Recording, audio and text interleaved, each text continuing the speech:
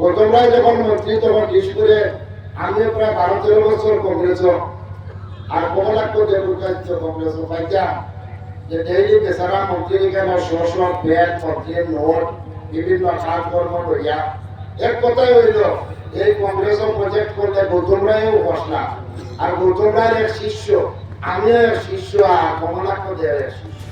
আমি গৌতম রায়ের শিষ্য ছিলাম কিন্তু আজ আমি বিধায়ক, কিন্তু গৌতম রায় আজ আমার হাতে ধ্বংস হয়েছেন, বললেন এআইইউডিএফ এর বিধায়ক সুজামউদ্দিন লস্কর।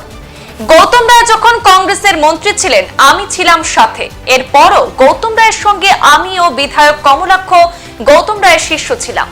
বিধায়ক সুজাম বলেন, আমি 12 বছর কংগ্রেসে ছিলাম। কংগ্রেস দল ত্যাগ করার কিছুদিন পরে আমি এআইইউডিএফ পার্টিতে যোগদান করেছিলাম।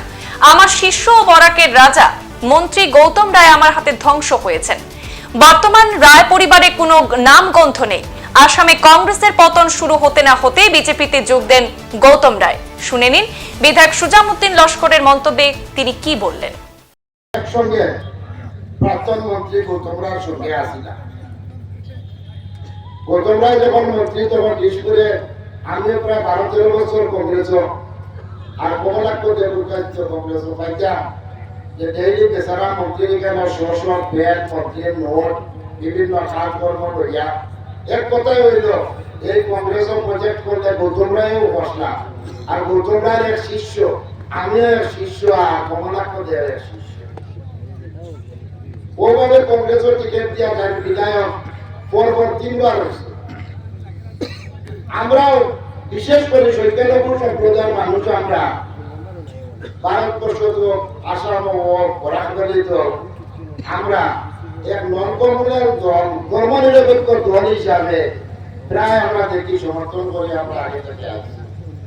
আমার নিজাম ভাই একটা কথা হয়েছে যে আরো বিভিন্ন বক্তব্য আসছে কংগ্রেসে আমরা কি করছি আজ যত দ্বন্দ্ব যত ঝগড়াঝাটি সব দেখা যায় এই কংগ্রেসের যে প্রায় 70 বছর শাসনকালে এগুলা জন্ম আজ বাংলাদেশি সমস্যা হিতেশ্বর সরকার গভর্নমেন্টকে লইয়া তরুণ যুগের 15 বছর এসএমডির হিসাব হোক আর পার্লামেন্টও হোক যে আসাম মুসলিম কত লাখ বাংলাদেশি এগুলা উত্থাপিত হইয়া আছে কিন্তু কংগ্রেসের কোনো কাম করতেছে না। কংগ্রেসে আরো জিনিসটারে বাড়াইয়া রাখছে। এনআরসি আইছে, এনআরসি শেষ করছে না, ডিএডিটারে দিয়াইয়া রাখছে। ডিউডারের জন্ম কংগ্রেসে দিছে, আজ পর্যন্ত এটার সমাধান হয়েছে না।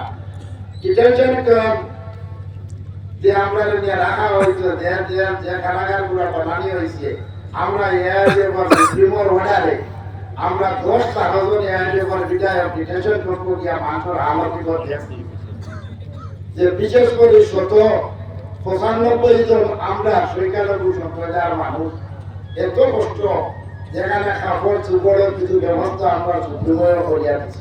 সংবাদ এই পর্যন্তই, ফিরছি পরবর্তী অন্যান্য আপডেট নিয়ে। ধন্যবাদ।